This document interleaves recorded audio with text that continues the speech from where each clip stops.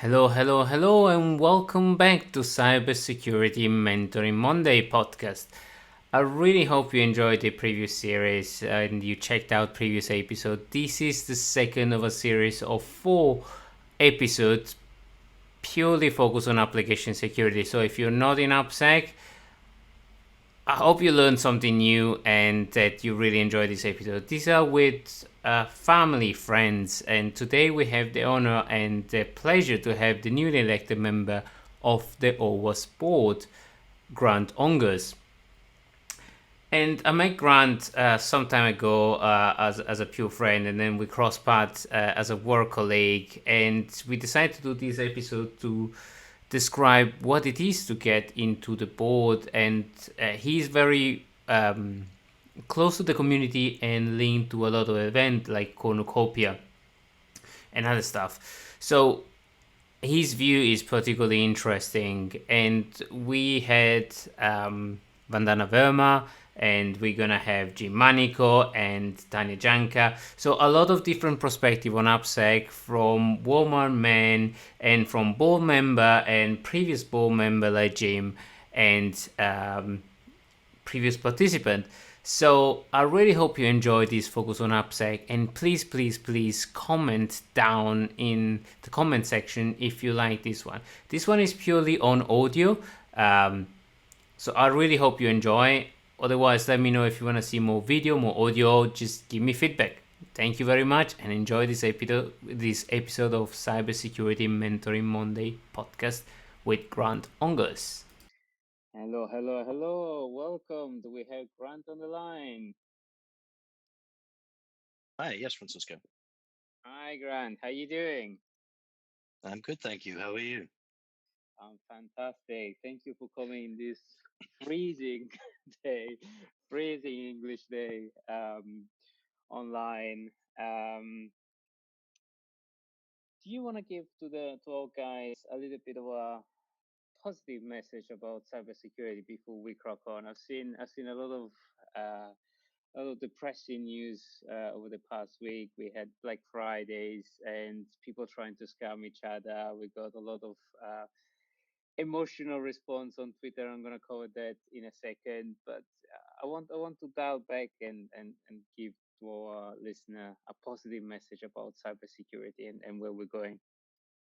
Do you have a positive message for our guys, and then we can cover what OWASP and all the Sure. good things. Yeah, so I mean, I think there is a lot of positive things happening in cybersecurity.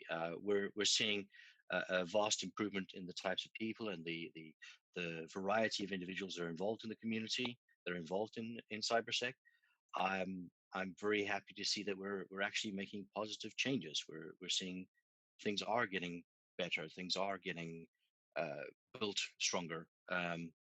Even in the IoT space, we're involved with Iron Cavalry. That's we're seeing some positive turns there, where choices are being made around hardware that can be updated, that can be flashed. So things are getting better. I think we're making a difference. We're moving the dial forward. Fantastic. And let me introduce myself and then yourself, Grant. So, um, welcome everybody. This is Mentoring Monday podcast, now on Mondays, now available on Mondays. I'm your host, Francesco Cipollone. I'm heading up NSC 42 Cybersecurity Consultancy and also the Cloud Security Alliance. And on the line, we have Grant. Grant, you want to introduce yourself? Sure. I'm a South African living in London. I've been here nearly 2 years now. Been fortunate enough to have lived and worked on pretty much every continent at this point. I've been involved my entire career with what's now known as DevSecOps. The dev space, I did lead dev for a product that's used by 90% of the world's largest telcos. Certified Scrum Master. I've done product owner role. I've even done Q&A stuff. Um, from a security perspective, I've had done everything from security architecture to ISO. I have an active CISSP, although there are some grumblings around that certification in our community at the moment. I've even got ISO 27000 certs, and I've been heavily involved in the community. The OWASP board, I was recently elected there together with some awesome people like Vandana, who I believe was on last week's podcast. I'm a DEFCON goon. I've been involved with B-sides in Las Vegas, Cape Town, and here in London. And I'm involved in something called OX Coffee, 0x Coffee, which is an information security meetup, social meetup that happens once a month in London, and it started off in Cape Town. From an operations perspective, I run operational teams, national NOCs, international global SOCs. I'm ITIL certified, and I've given some training in that ITIL area, and I've consulted on ITIL and Prince2 stuff globally.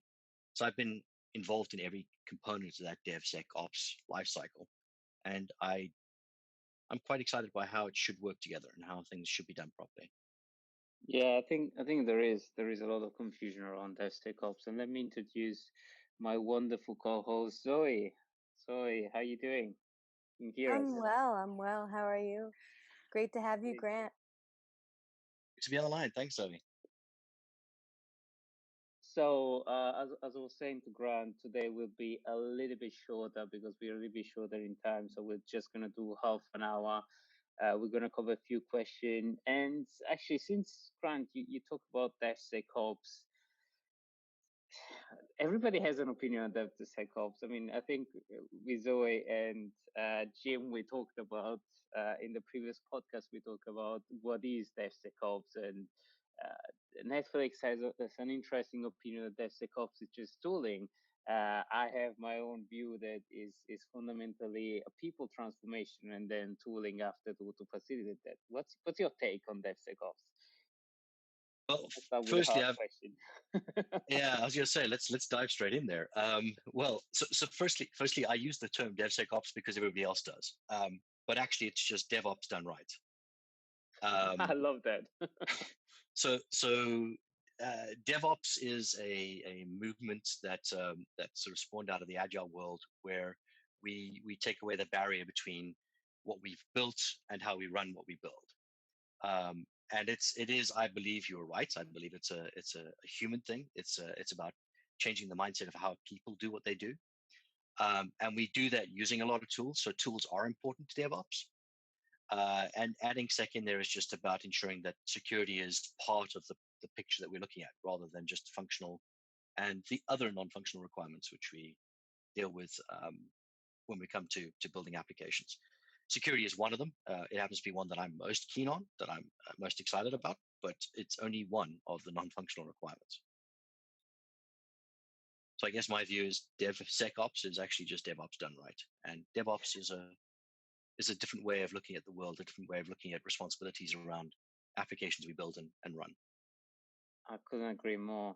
It's like ownership is declaring ownership, is doing things right, is prioritizing risk, is doing risk assessment across the board, not just security. And security is just one, as you said, one of the elements that you take into account. I was funny enough discussing this with few graduates and few of my mentee last week and saying, what is security testing? Security testing is just QA done right. Like bug fixes are just security fixes are just bug fixes. It's like everything. Yep. We almost should stop saying this is cybersecurity. This is just IT done right. Almost to that point, and prioritizing this thing. That is well said. Yeah, I guess. What's your view, Zoe? Yeah, well done. Efficiently, if you will, hence the ops and everything that goes into it with the tooling, and I do believe the people operations as well, because it needs to be understood what's going on and why in order for it to really properly flow. Yeah, I think the why is an interesting question. The why we keep on calling this cybersecurity, and I think it is a division of responsibility, and there is. I think let's touch on the eternal fight between the role of the CISO and the role of the Chief Information Officer. I think the one that I like the most, the definition that I like the most, I think I was discussing this with Alan, is a dysfunctional marriage, where they both feel constrained to each other and they both feel blocked by each other, but also they need to achieve the same thing. Fundamentally, just IT, it's across the space, just trying to build up what the business wants, but one is hijacking the work of the other. So what's your take of Grant of a CISO reporting to a CIO directly to the board? What's the good and the bad, if you want? Well, so the role of the CISO is because security has become such a big space, but it's not just security, right? A lot of the actions they end up taking are mainly compliance related things. The reporting lines for CISO into the board is one that's always going to be a matter of contention. And even the CIO several years ago, the CTO several years before that, they all reported in through the CEO, right? There was no direct access to the board for them. I think making CISO, who does a portion of the work the CIO is responsible for, report into the CIO, maybe the organization works that way. But I think you're right. I think it's a separation of duties that possibly isn't necessary. Zoe, what's your take? That is well said, in my opinion, as far as So the responsibility and reporting. We keep on calling dysfunctional marriage, and we say, from my perspective, I've seen it working. I see it's not working. It depends if fundamentally I boil it down to the people problem. If they work together towards an objective, then the organization work. Whenever you see conflict of people in an organization and different priorities, where each one lives in his own world, then you have problem in the organization. That's I think Grant was the originator, if you want, of the DevSec or the DevOps definitions, like bringing down that wall where Dev and Ops were chucking responsibility down to the different team, and the only way he made it work in modern age to realize software was to actually put the team together and saying we both collectively own the application as a whole, like through and through. Right. Yeah, that's 100% right. Reporting being part of it, yeah. So I know Zoe and I know Grant has done a little bit of mentoring. So if I can ask you guys, what's your advice on people that want to start mentoring in cyber? I think definitely. Oh, sorry. I start with Grant. Oh no, go for it, Zoe. I'll jump in after you. It's early. All right, fine now. I think starting early and practicing, even once you only have one area in which you're comfortable mentoring, and then working your way up, because in and of itself is very important to the industry and should be started early. And there's a whole mentors Slack channel, on the OWASP Foundation org, and also, just in general, and seeing how other people do it, seeing what type of mentorship works toward you, and also being able to, customize and feel out the mentee. Grant? Yeah, so I mean, mentoring is a very broad topic, and the word mentoring is very heavily laden with responsibilities. But I think what we should look at it as is it's about sharing knowledge you've gained, right? I come from the hacker space where information wants to be free. When you found something out, when you figure out how something works, you share that with people that you trust. So mentorship is about trust, and it's about sharing the information that you have. What's the rule of thumb that Tanya goes by? If you've been doing something for 3 years, it's time for you to start teaching someone how to do it, right? Because you've put the hours in, and the only way you're going to get better at what you're doing is if you now try and help someone understand what it is you do. And I found that that's very true for myself. I gain a deeper understanding of the problem space that I'm trying to teach while teaching it. It becomes, you think about things in different ways, and it becomes a much more valuable experience, both for the person who's getting the mentorship, who's getting the teaching, and the one who's giving it as well. So I think you should start, as Zoe said, start early, and mentor with what knowledge you have. Yeah, I couldn't agree more. Start early, start in early stage, and as you say, Grant, explaining things to somebody else, trying to teach something to somebody will actually, you start questioning your own your own line of thoughts and your own structure, and saying, am I teaching this right? And I like to introduce the topic of reverse mentoring, when your mentee actually teach you something, or give you a different perspective. So it's a two-way handshake. So it's not just you dumping information. And this is something, particularly on my mentorship, that I always struggle. I come from a teaching background, so I was starting teaching network security and infrastructure security, and I always thought, mentoring is about just dumping a whole lot of information onto somebody. And then I started realizing, hold on, that's not mentoring. They're just dumping information on somebody. It's like having people coming up with their own thoughts and guiding them, and holding back some of the information to see where they develop and how they develop, because everybody has a different perspective.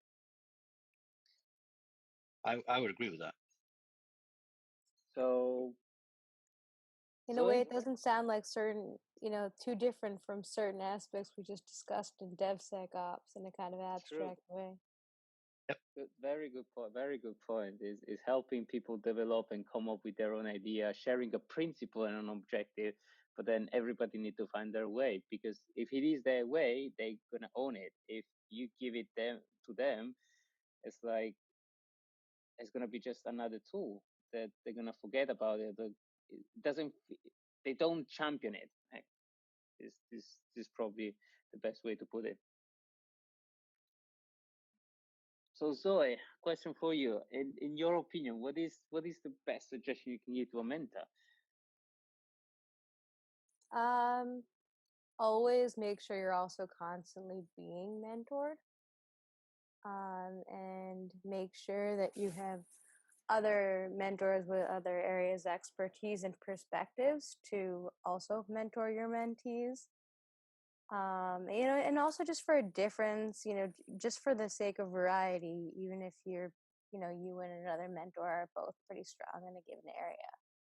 I just think, diversity, diversifying it, and getting certain perspectives, I know has been helpful as a mentee and as a mentor. Yeah, that's one thing. That's really, the main thing I think about when I. Grant, what's your one advice? If you could give one advice to a mentor, what would that be? I think Zoe encapsulated it very well there. But my piece of advice would be always keep learning. So yes, and if you're doing that through being mentored yourself, that's a phenomenal way to learn. But you should always keep growing as well. So yeah, I think ensuring that you are always learning is important in order to be able to teach. Yeah, showing the growth mindset. I couldn't agree more. So let's jump on the hot topic. Let's jump on OWASP. You joined the board of recent. What's your emotion, gut feeling of joining OWASP board from the local chapter, the London chapter? Well, I guess first and foremost, it was a huge surprise. I threw my hat in the ring in the hopes of being able to push the conversation forward a little bit, and I think that the OWASP members responded with, "Okay, that sounds like a good idea. Now you should go and do some of that stuff." So 2020 is going to be about implementing what the board this year has planned and put together. And will be about planning the next 2 years worth of work as well. So 2020 will be about learning how the board works, learning about how what projects and what processes have been planned for the year, ensuring that we implement those properly. I think the big things are going to be the global AppSec conferences, one being in Dublin, and the other one being in the United States. So it's those two are going to be important aspects that we're going to be looking at.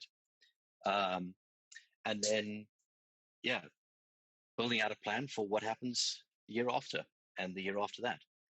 And a lot of that is going to be, for me, it's going to be about trying to find out how we can get the vast array of projects that OWASP is involved with, how we can start making those projects stand out on their own.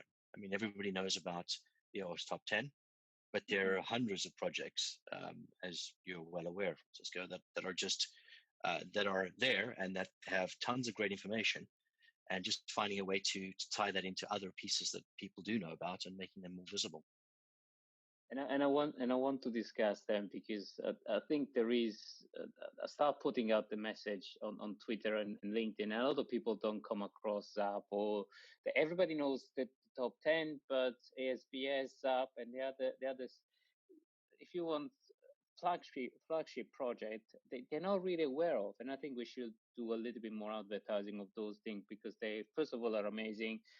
They're free, so why not using them? And in the full view of DevSecOps, they kicks you start on analyzing something. So maybe if you don't have a tool for, I don't know, dependency check, you can use OWASP dependency checker, or if you don't have a scanning tool, you have ASBS. So there is a lot of tool out there that helps you making the first baby step in an AppSec program, and is what we're doing with a lot of my clients. Is like start there. There is a lot of tools that you can use to even kickstart the conversation. Then if you want to go commercial, but all give back to OWASP, develop your own stuff and then give it back to OWASP, like owning a project or contributing back to the project. And is one big push that I'm doing to my client. If you use anything open source and you develop a new module, well, why don't you give it back? Or if you fix a library, why don't you give it back to the community? Why should be just your individual library? Just own a library, adopt a library. Shall we make it that as a new trend for the industry? Adopt Like a the plan. library for 2020. Yep. A library adoption program. Yes, adopt a library. I'll do a hashtag adopt a library. Let's see if we can get it trending. But Yeah, Francisco, yeah. your comment on giving back to those projects. Yes, look, if you don't have any tools available, go look what OWASP has, because there's a bunch of tools there that are very valuable as they are. But I think more valuable is what's behind those tools. There are a bunch of really smart people working on problems that you probably have the same problem or have some component of that problem that you're working on. Contribute to the project, talk to them, figure out what possibilities you can have with giving back to the project in some way. And if there's something that you'd like to see that you don't have the ability to build yourself, these people are, I mean, they love their projects, they're working on them. Giving them the ideas is still contributing, because a lot of them will be happy to take on the ideas and start working on them. So one thing that I had to comment and is a challenge to myself is communication. It's like communicating to people is really hard, and giving visibility on those projects and know who is leading them and what is the community. It's hard, and sometime in the OWASP conference, I think we should give much more space to these are all the projects that are going on, or even doing webinar and stuff. And I haven't come across a lot of them into the various flagship conference, if you want, AppSec Cali or the various chapter. We tend to host a lot of talks, and is a critique also to the Cloud Security Alliance that I represent. And and with my chapter, for example, we're going back and questioning what is the role of the CSA chapter, what is the role of what we're doing, and is giving information back, is giving training back. So we for example, we're gonna refocus 2020 on giving like basic application security training and basic cloud security training for everybody, so that to make everybody aware of, for example, what CSA has that could help people getting the baby step into the clouds. The cloud compliance matrix, the book of knowledge, the division of responsibility, and stuff like that, because people don't know that those resources are available. So if you want small improvement that we can do to OWASP conferences, it's like giving the talk about these are the tools available. And Jim does a great job about talking the top 10 and showing what tools are available out there. And I think we should do more of that. I agree, and making the information, making the knowledge easy to find is important. And one of the first big steps towards that is the redesign of the OWASP website, which is going to become very much a contributor-driven environment, right? So it's all going to be marked down, and it's going to be hopefully somewhat better searchable and somewhat better, easier to find the information we're looking for. But yes, we need to be better about communicating what is out there, what's available, and how to get hold of the people who are responsible for those things that are available. Because you might find something and then not know that there's a newer version, or that they're currently working on something that's going to tie these two projects together. But I think getting involved, starting with becoming a member.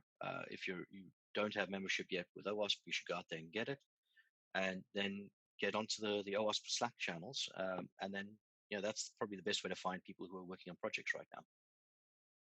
Yeah, and I didn't know that there was a Slack channel, and I'm a member.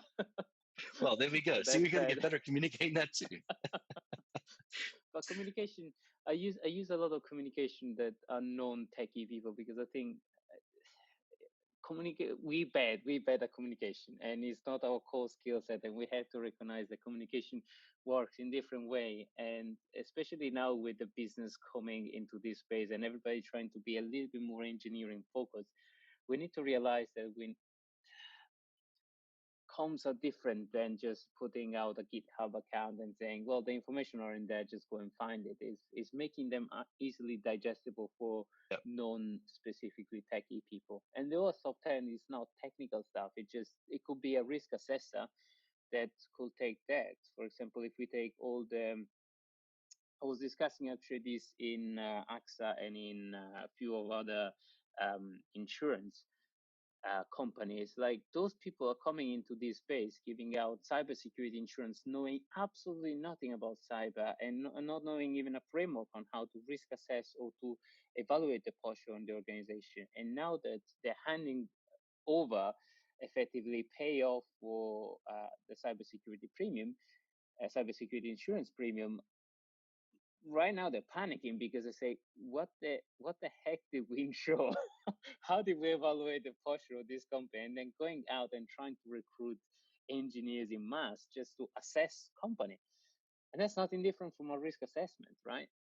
Mm-hmm. So I think we should get better at communication for non-tech people, and I'll take that on board for my chapter. And I think OWASP board should take that on board, because it's important that we make this information available for everybody. Well, that's very true. If I can ask you another question. Mm-hmm. Sorry, go ahead. You want to add something else? Yeah, just to say that it's not just an engineering problem communicating about technical things. It is very much across all of cybersecurity. We're very poor at making our communications tailored for the target audience. So when you talk to the board, you should be speaking about things that they understand. When you speak to engineering, you should be speaking in terms that they understand. Communication is critical, and you need to make sure that you communicate for the audience that's listening. Yeah, understanding your target audience. Yeah. Zoe, do you have a take on comms, on communication, cybersecurity communication?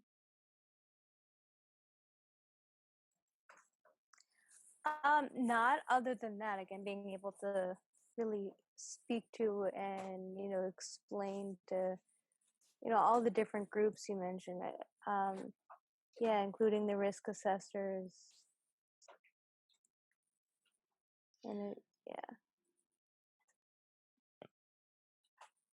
So Grant, if I can ask you, what are the key mission item and the one that you're most passionate about for OWASP board and for OWASP in general? Why did you join OWASP, if you want? So I joined OWASP because firstly, I think AppSec is the future.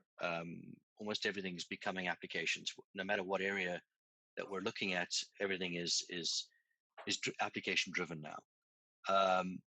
It's also an area that we've notoriously done very poorly in. We got quite good at defending networks. We got quite good at understanding how to segregate and isolate and monitor and deal with all the things we need to worry about on network areas. But we're very poor at doing that in the application world. I was involved in building software, and there were a large amount of pressure on that building to make sure that the software we built was scalable, because we're building it for telco. So you talk about the internet scale of things. That's sort of the size that we're building for. So scalability became a key requirement of the development process.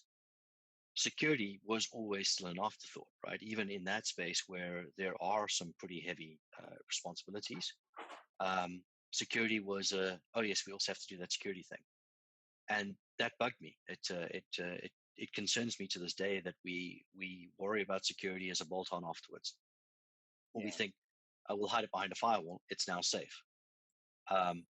Especially as we're moving towards a world where firewalls are no longer protecting the things that we're holding most dear. We're moving to a world where everything's online and always available. So I got involved with OWASP because OWASP's mission is to improve the state of application security. And yes, it's originally web applications. The W in OWASP stands for web app, but it's broader than just web applications. Yeah, and everything is a web app now. Everything's got an API. Everything's online. So yeah. That's true. IoT, everything, and industrial IoT, everything is really connected. Yep. And and I think that also adds to the need for communication in the context of security communications, of course. Being able to speak to non-technical people at a whole new levels. I agree, and if you want, it's funny enough because IoT, they are fundamentally industrial people that come into this space with almost zero knowledge about IT, and now they're building IT capability. And for us, I mean, if you take back DevOps, it came back from almost the plant management, and I think was Toyota that originated Agile, and then it moved into DevOps. And it's like plant manager that teach IT how to structure the workflow and how to manage the workflow and how to deal with ownership. And I love the comparison that a lot of people are doing in the Phoenix project between the plant management and IT. And whoever hasn't read the Phoenix project is eye-opening. And I love the comparison between how material works through a plant and how project flows through IT. It's like it's cunningly it's almost equal, and it's so funny. I lost the track where I was going with that though. I went completely off track. So I think where you're going, Francisco, was it's interesting how we've taken on the lessons from industry. True. Yeah, and but how we can make the industry in the world of IoT have so much to learn about how IT is supposed to run.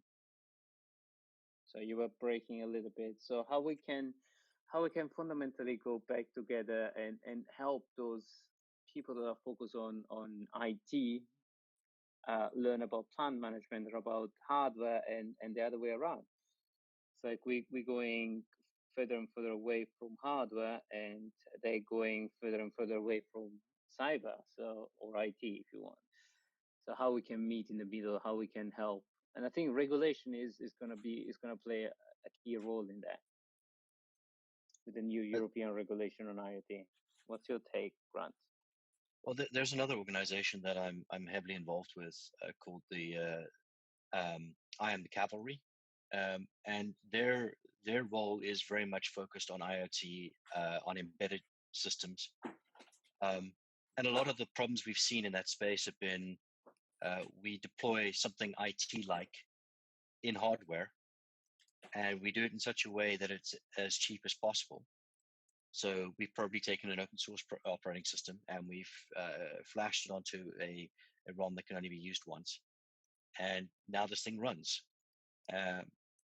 We try to update, or we potentially need to update that system over the course of the next couple of months or years, and we never can. And it's going to run for the next 30 years. Or it's an embedded device and it gets put inside someone. But security hasn't been taken into account when that's happened. So how do we deal with those situations? So there's a lot of lessons we can learn in the IoT space from full application development stacks, just as there was lessons that we could take from, from the theory of constraints, from the concept of ensuring that you always work on the most constrained part of your pipeline, which became DevOps. And removing the constraint, that is one part that it was eye-opening for me, just focusing on removing constraint. That cyber most of the time is a constraint, is a choking point in a pipeline, especially if it's left on the testing. And there are some organizations that you and I have very good experience with, where cyber is very much a limiting factor. Yeah, we're not gonna disclose client and the pain that we've gone through in past life and recent life. Exactly. But we all know the pain. I think everybody is experiencing, especially with the focus on application security, everybody's fundamentally experiencing the pain on moving from just security testing between development, actually testing, and production into distributing security in the whole life cycle. And that's what fundamentally Security Phoenix is: distribution of security in the whole life cycle. This is my new series of talk, and potentially, I just was discussing with Richard a training in ITIL on how to do security across the life cycle, so that we can involve auditors and risk assessor and security architect or architects. The thing is, the missing bits in DevSecOps or DevOps done right. I like the fact that you're using that expression now. Which one? DevOps done right. I love DevOps done right, because it takes the focus out of security. Security shouldn't be a bolt-on on DevOps. It shouldn't be DevOps and Sec. I actually do use DevOps Sec risk biz, or DevBiz risk SecOps, whatever you wanna call it. But effectively, just IT for business done right, and prioritizing work, scheduling work, or scheduling for our American friends.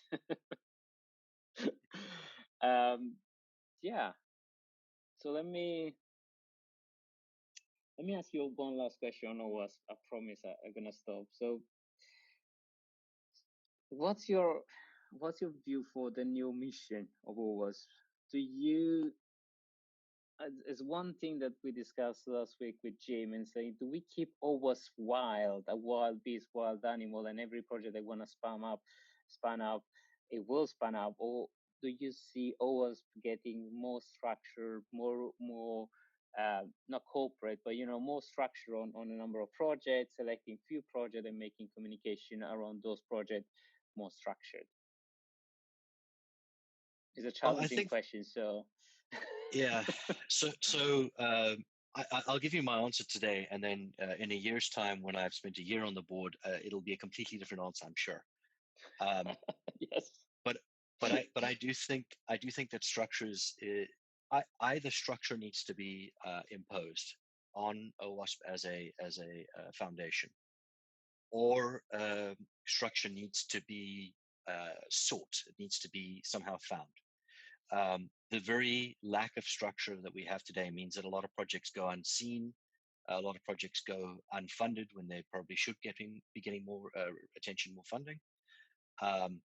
So I think it's important that we understand what the projects are, what the OWASP members are working on, what they're trying to build, and that we have some way of elevating the components that need to be elevated in that. So I think probably the easiest way to do that is to impose structure on it.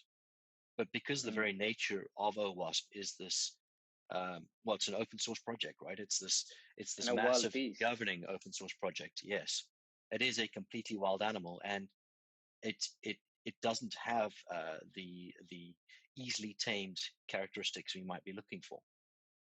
But that is also what makes it valuable, right? It does grow in ways that we don't expect. I mean, when they first put together the OWASP Foundation, essentially it came out of some way to guard the OWASP top 10. And the projects have grown from there. I mean, you mentioned 5 or 6 projects that are incredibly valuable projects that have absolutely nothing in common with the OWASP Top 10 anymore. They're incredibly valuable things that came out of this wild nature of OWASP. But I do think it's important that we find some way to catalog what OWASP actually is, and some way to easily seek out the components that need to be elevated given whatever is happening in the market in the segment that we're working in. I think that ASVS, for example, has gone relatively unnoticed for far too long, despite it being a pretty major project for OWASP. And it's incredibly well thought through and very well structured. But I think that probably should be in more dev houses, that if you're building software, people should be trying to be ASVS certified, right? That should be a goal for everybody who's writing software. Whereas how about SAM? Most developers have no idea. Exactly, SAM, the beta version 2 of SAM. Yeah, we started a massive mega thread. I don't know, probably we were on 50 discussion about how do we evaluate application security. Yeah. Like it's been major topics. Like we had 2 or 3 major players, this SAM and BSIM. It's like that's a good way to evaluate and how do we report on application security. But up until this point, I didn't know even SAM existed. Up until search, you know what?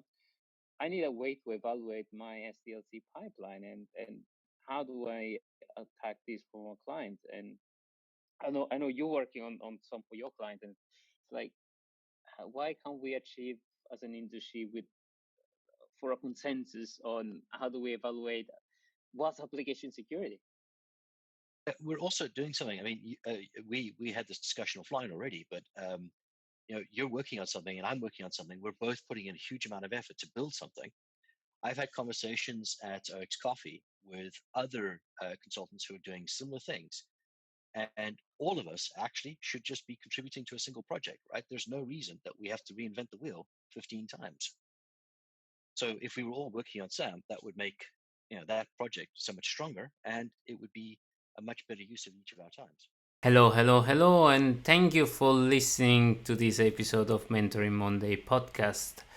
It was a pleasure to have Grant Ongers on the call today, and I hope you enjoyed this episode with all the insight that we had on worldwide how OWASP is run and how projects are run, and the perspective from Cape Town and then from Grant coming into the UK and running this global, running for the global OWASP board, and what an emotion has been and I've been part of the journey of Grant on discovering that he's now part of the board.